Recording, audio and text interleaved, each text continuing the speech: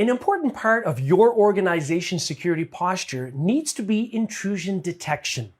We need to have appliances or software on hosts and out there on the network that are always watching for suspicious activity. Now, what they do about that depends on how we configure our intrusion detection environment, whether it just writes to a log, sends an alert in some way to an admin, maybe through SMS text, or maybe if it's an intrusion prevention solution, it can actually be configured to take steps to stop the current suspicious activity. But either way, we need a way to detect something strange is going on the network. Now, the thing about this is what I consider strange on my network might be different than what you consider strange on your network. So we always have to put it in the context of an individual network and tweak the intrusion detection config for that specific environment. A big part of that is to try to reduce the amount of false positives. So intrusion detection appliances or software configurations are called IDS, intrusion detection systems, or IPS, intrusion prevention system sensors. It's another term for the same thing. And it can apply to an individual host, like a mission-critical app server, or you might have an IDS sensor out at the network perimeter watching traffic coming in from the internet. Ideally, you'll have both. That would be great. So we can enable intrusion detection in many cases directly on network infrastructure devices we already have, if they support it, like routers. Many routers will already support this configuration. But the network placement is crucial. If you need to have a network type of intrusion detection or prevention config, make sure you place it on the network where it can see everything. For example, let's say I have an intrusion detection appliance, a little appliance that I need to plug into the network. If I just plug it into a switch port without thinking, it's only seeing its own traffic, isn't it? Because in a switched environment, you don't see all the traffic on the switch. So you might have to enable that switch to make sure all the traffic from all ports is forwarded or copied to the port where you plugged in your sensor. So placement is crucial. Expect an exam question related to placement of these types of security appliances. So if we make sure it's on the network where it will receive all the traffic, it's called an inline sensor. Now you can imagine that if you have intrusion detection configured to look at network traffic and trying to identify anomalies, it's going to have a problem if some of that network traffic is encrypted, such as through IPsec encapsulating security payload, or maybe it's encrypted through TLS. So often what you'll find is intrusion detection configurations will allow you to import decryption keys so that it can decrypt traffic and analyze it. But that's at a cost of performance. It takes processing cycles to decrypt every packet and look at it to determine if it's suspicious or not. So it's always one of those balancing acts like most things in life tend to be.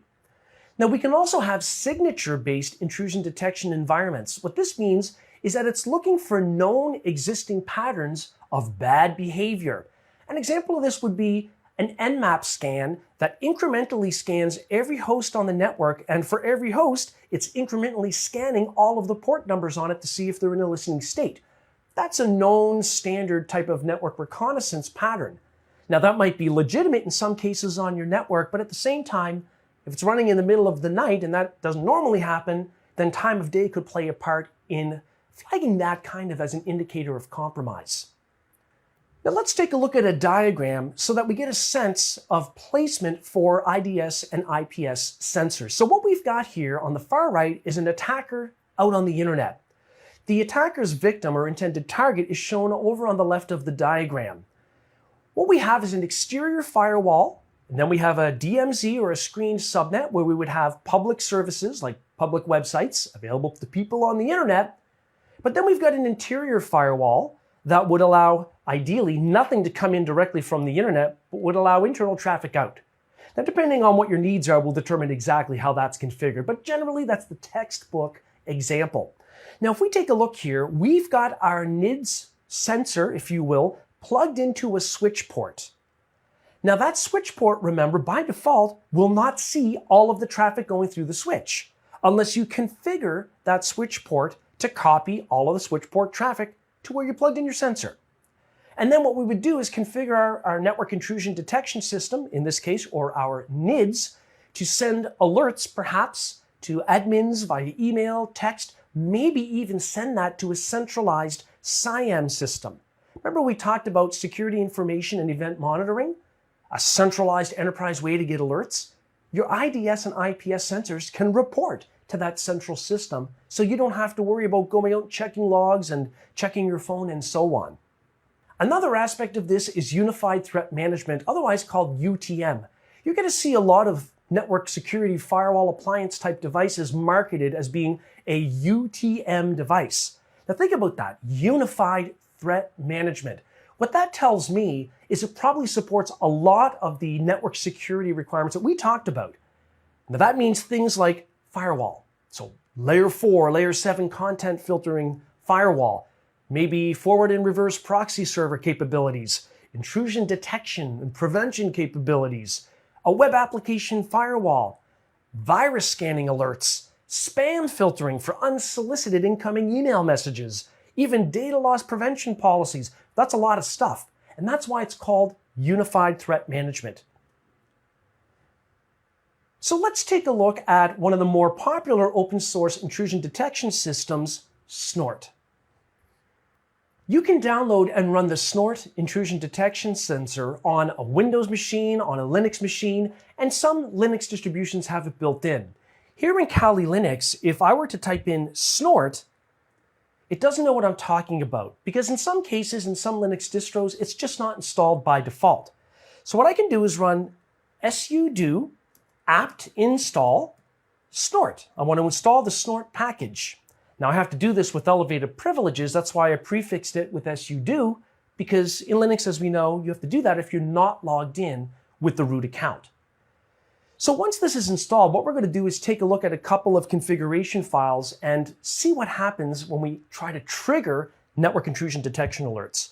Okay, so to get started, I want to take a look using the sudo command. I'm going to look at a config file in the nano text editor, which is built into Kali Linux. I want to go to /etc/snort/snort.conf. Now in this configuration file, we've got a lot of things commented out, and those are the lines that begin with a hashtag or a pound symbol. As I go further down, the idea with this file is we can identify the values of a bunch of variables that we can refer to when we start writing intrusion detection rules. So for example, I've got a variable called home_net, which currently is set to any network, but I could specify my subnet range instead of the word any. And so in all my rules, I can then refer to the home net variable.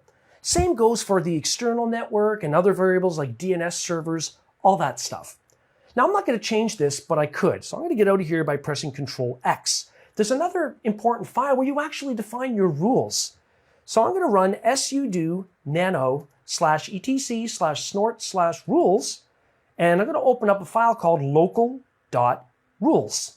Okay, so here in my rules file, it's completely empty, but I'm going to go down and add my own custom rule. I do that starting with the keyword alert because I want to generate an alert that shows up on the Snort machine's console. Following that, ICMP, because I'm looking for ICMP network traffic, such as that might be generated by the ping command. From any host, any port, so any, then I'm going to have a dash and a greater than sign, looks like a pointing arrow. So what I'm saying so far is ICMP traffic from anywhere going to, and I'm going to put in $home_net. That's my variable for my home network. And any port on my home network. Ping doesn't use port numbers like things like HTTP would. It uses ICMP packet types, but that's about it. So port numbers don't really matter here. Next thing I'm going to put in an open parentheses, put in the directive MSG for message, followed by colon, and the value of the message, I want it to say testing ICMP. Next thing I want to do is put in a semicolon, give it an ID number, so SID colon, and maybe I'll use 1,000,001 as the value. Semicolon, I'm going to put in rev:1, revision 1. That's just for tracking purposes. Class type, I'm going to put in :ICMP-event. That's the type of event that we're looking for. Semicolon, close parentheses. This is an example of what a rule would look like. Of course, you would configure many other rules. Let's go ahead and Control X to get out of here and yes to save it, and enter to write it to that file. Now what we can do is we can test our configuration without actually running snort. We do that here by running sudo snort -T for test -interface Ethernet 0. I want to listen on Ethernet 0 -C, that's a lowercase c for the config file, which is /etc/snort/snort.conf. So ideally, when we test our configuration, we won't have any errors, but in this case we do. At the very bottom, it says fatal error, quitting. That's probably a syntax issue. Wouldn't be the first time, and certainly not the last time that I've done that. I'm going to use my up arrow key to go back and edit that file. The problem in this case is I don't have a space before I start with my details about my rule. In other words, I need a space before the first parentheses. Yes, a space or the lack thereof can make that much of a difference. So Control X, yes to save, enter to write to that file. Let's run the test again. We can just use the up arrow key. You don't have to type all that out all the time. And this time, we're ready to rock and roll. So the configuration is good. So let's actually start the snort intrusion detection system. To do that, I'm going to run sudo snort. I'm not going to run it in test mode, -A, meaning I want alerts to come out to this screen, to standard output. Next thing, I'll specify console -Q for quiet, -C for config file /etc/snort. And again, the config file is snort.conf. Okay, so at this point, snort is running. Now you might say, well, it looks like it's hung up. There's nothing on the screen. Well, we haven't triggered that rule yet. So I'm going to trigger it by going to a Windows computer, and I'm going to ping this host, and we should see our ICMP test event pop up. Oh, it looks like we've got other things kicking in by default. Now, these are not rules that we configured. It looks like universal plug and play. So there's some internal rules kicking in already. That's good. But we're not seeing the one that we configured. So let's go test that out.